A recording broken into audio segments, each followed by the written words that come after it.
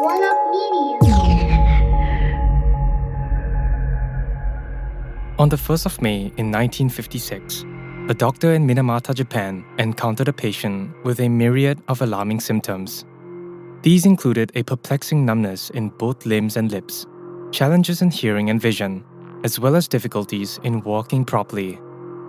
After that first patient, doctors at the time started noticing more patients showing up with similar issues, unlike anything they'd seen before. As this wave of cases rapidly increased, they labeled it as an epidemic of an unknown disease affecting the central nervous system. One after another, patients arrived, each bearing the weight of their symptoms: high fevers, convulsions, psychosis, lapses into comatose states, and tragically, succumbing to death. As the days passed, the number of afflicted individuals swelled, their suffering escalating alongside an alarming mortality rate. Perplexed doctors found themselves confronted by these strange symptoms, and their concerns started to grow into a deep-seated alarm. Finally, the underlying cause was discovered: mercury poisoning resulting from the consumption of seafood sourced from Minamata Bay. For years, the community of Minamata sought answers about the source of the mercury poisoning. Their quest eventually led them to focus on the Chisso Corporation, a major chemical plant in Minamata. However, speaking out against the plant was prohibited, as it was a major employer with considerable economic and political influence, even reaching the echelons of the national government. It took years of protests and unrest before the Chisso Corporation finally admitted to dumping toxic mercury waste into the Minamata Bay. But it wasn't until a harrowing 12 years after the discovery of the first patient that an order was finally issued to cease the dumping of mercury. A devastating toll was exacted: 900 lives lost, with over 2,000 officially recognized as direct victims of mercury poisoning. The disease was caused by mercury poisoning. The chemical came from wastewater dumped by the Chisso Corporation. Symptoms included numbness in the limbs and other neurological effects. My life has been difficult due to the illness. I don't want anybody else to experience such grief. From One Up Media, this is Mass Murders.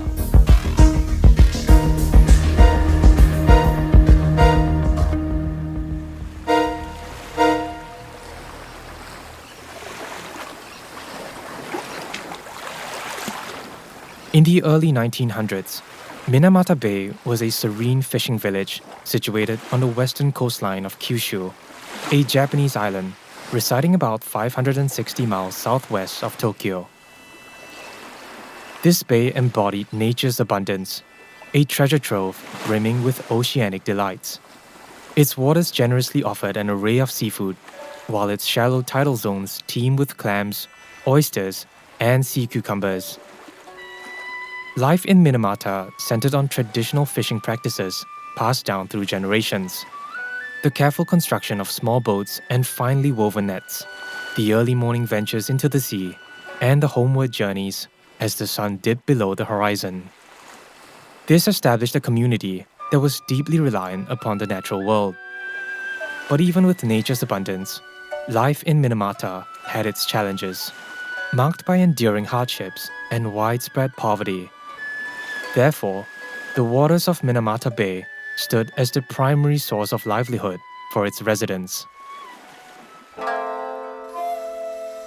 In 1906, an electrical engineering graduate from Tokyo University stepped foot into Minamata and laid the foundation of what would become the Chisso Corporation.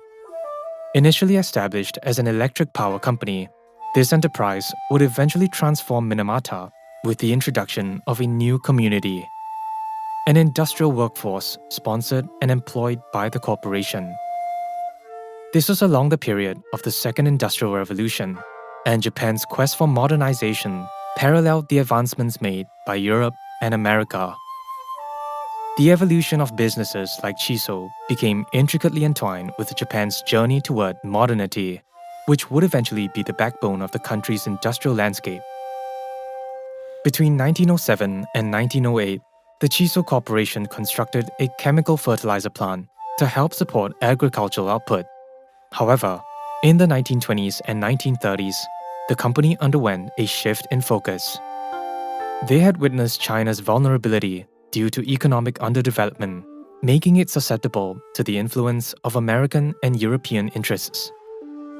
The Japanese were determined to avoid a similar situation. Hence, they embraced hardships and sacrifices in the pursuit of achieving Japanese industrial prowess. During this phase, coinciding with Japan's bid for supremacy in East Asia, Chisso significantly ramped up the production of chemical fertilizers across its facilities.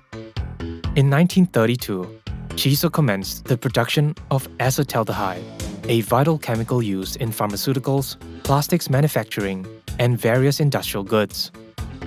The most efficient method at the time involved using mercury as a catalyst to initiate the chemical reaction needed to produce acetaldehyde. However, in most large-scale chemical reactions, there tends to be a substantial amount of waste generated as a byproduct.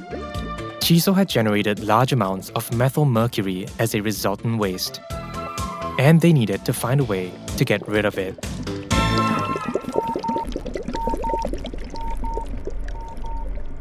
Mercury, or often known as quicksilver, is a shiny silver-white metal that remains in a liquid state at room temperature.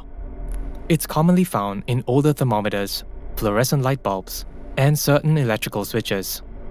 Back in the 1800s, hat makers in America used a compound known as mercuric nitrate in the production of felt for hats.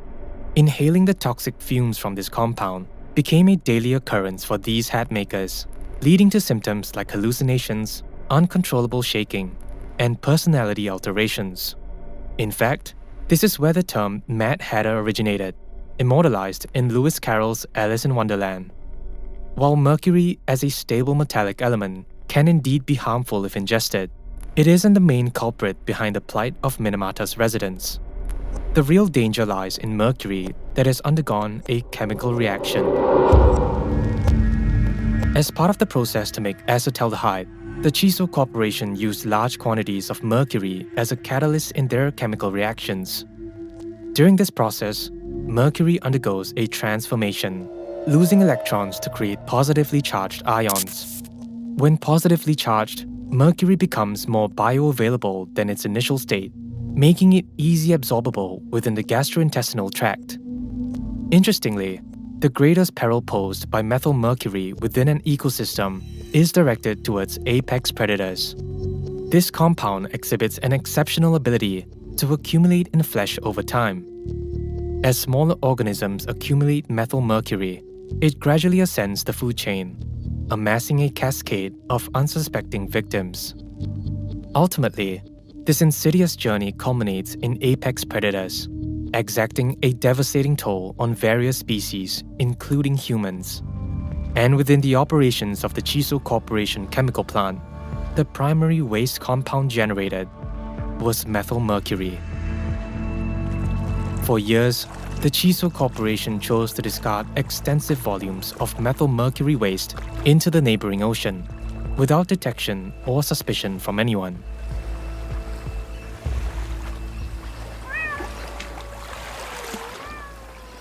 In 1953, the residents of Minamata started to observe an alarming occurrence. Dogs and cats that were fed with fish scraps from Minamata-based docks exhibited peculiar symptoms. These animals started experiencing unusual convulsions and erratic behaviors, engaging in frenzied dances, frothing at the mouth, self-harm, and even leaping into the ocean in fatal desperation. Simultaneously, crows and seagulls that were in the area began to dive straight into rocks or plummeted lifelessly from the sky. Then, people within the community began to suffer from uncontrollable tremors, convulsions, loss of speech and hearing, and a profound sense of numbness in their limbs. By November 1956, a report identified the cause as a specific form of heavy metal poisoning transmitted through the consumption of fish and shellfish. However, due to limited knowledge in environmental pollution at the time, the precise cause of the heavy metal poisoning had yet to be uncovered. For the residents of Minamata, The mercury had transformed their brain cells and various parts of their nervous system into a dark, porous mass. Moreover, mercury that was accumulated in the placenta of expectant mothers led to children born with symptoms akin to cerebral palsy, but with severe brain deformities and limited cognitive abilities. Starting from 1955, the lives of numerous newborns unfolded within the confines of a hospital. Among them, some suffered a permanent tilt of their heads, while others had deformed and fragile legs, twisted like paper origami, under their wheelchairs.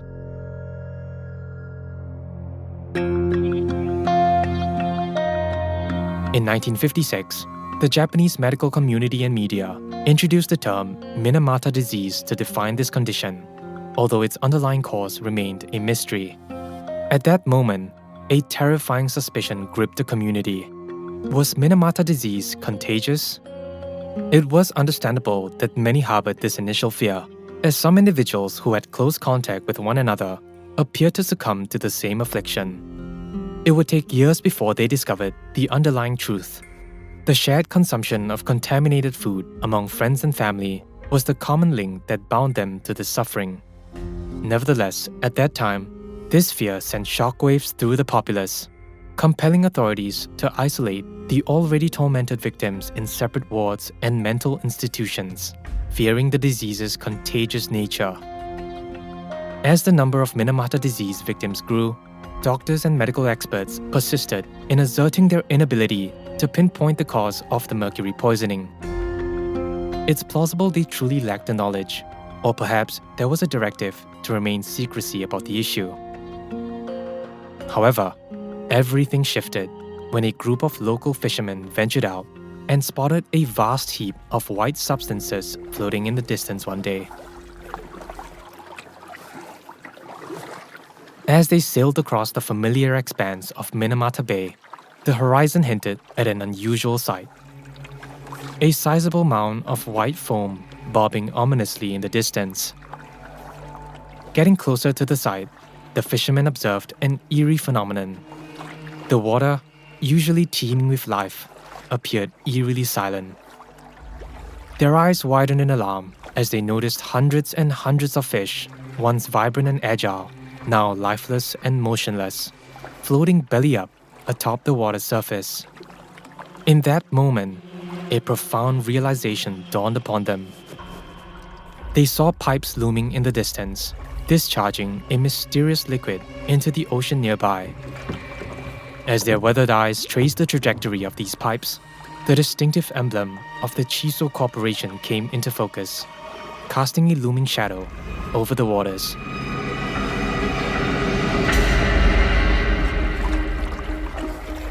As the 1950s came to a close, riots and petitions would echo through the corridors of the local authorities, demanding aid and recognition. However, the road to justice would be steeped in political and cultural complexities, entangling the Minamata residents in a struggle that would persist for nearly 2 decades.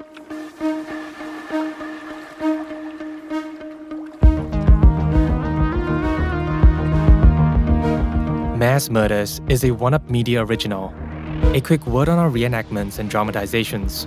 While we can't know exactly what they say, think, or feel at the moment, it is all based on research. This episode was executive produced by Guang Jin, produced and written by Ethan Sam, edited by Alex, narrated by Jason, audio experience by Ethan Sam, with additional engineering by Ashley from One-Up Media. Thank you for listening. We'll see you in the next one.